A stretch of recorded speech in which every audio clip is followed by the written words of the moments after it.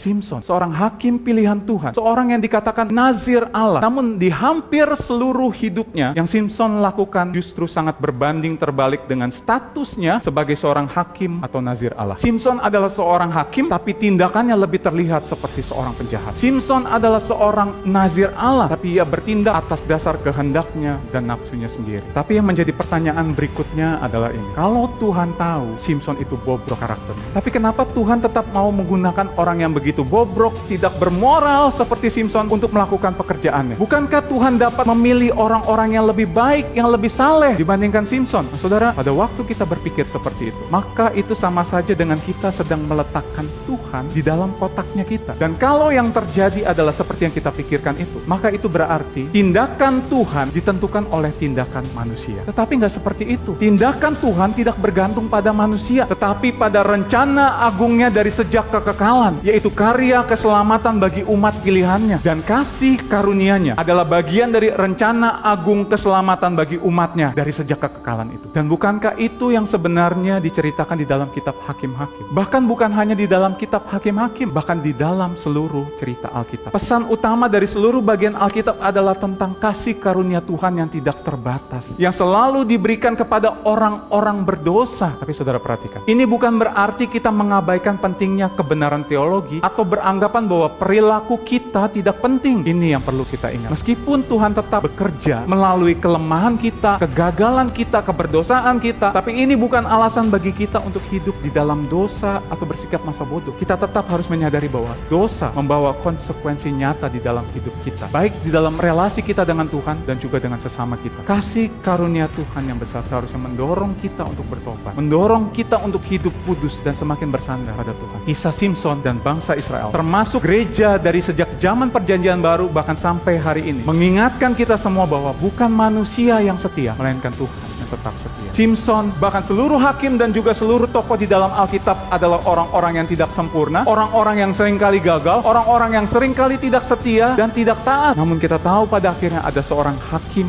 yang sejati dan melakukan semua ketaatan itu dengan sempurna. Dialah Yesus. Tidak seperti Simson yang melanggar seluruh ketentuan kenazirannya. Yesus taat kepada setiap perintah Bapa. Tidak seperti Simson yang lebih mengikuti nafsunya, instingnya, dan kata hatinya sendiri. Yesus memilih untuk taat secara penuh mengikuti rencana Bapa. Dan tidak seperti Simson yang mungkin menyimpulkan hidupnya dengan kalimat "My will be done." Yesus dengan penuh ketaatan menyerahkan hidupnya kepada Bapa dan berkata, "Your will be done." Dan kita tahu ketaatan penuh kepada Bapa membawa Yesus kepada penderitaan, bahkan sampai kematiannya di atas kayu salib. Inilah kasih terbesar yang pernah ada, bahwa di tengah kegagalan dan ketidaksetiaan kita, sewaktu kita masih menjadi musuh Allah, Yesus mati menanggung hukuman yang seharusnya kita terima. Melalui pengorbanannya, kita tidak hanya dibebaskan dari dosa, tapi kita juga dibenarkan di hadapan Allah. Bagaimana kita merespon akan kasih karunia-Nya? Apakah kita menggunakan kasih karunia-Nya sebagai alasan untuk terus hidup di dalam dosa? Saudara, kita perlu bertobat seandainya kita masih menganggap murah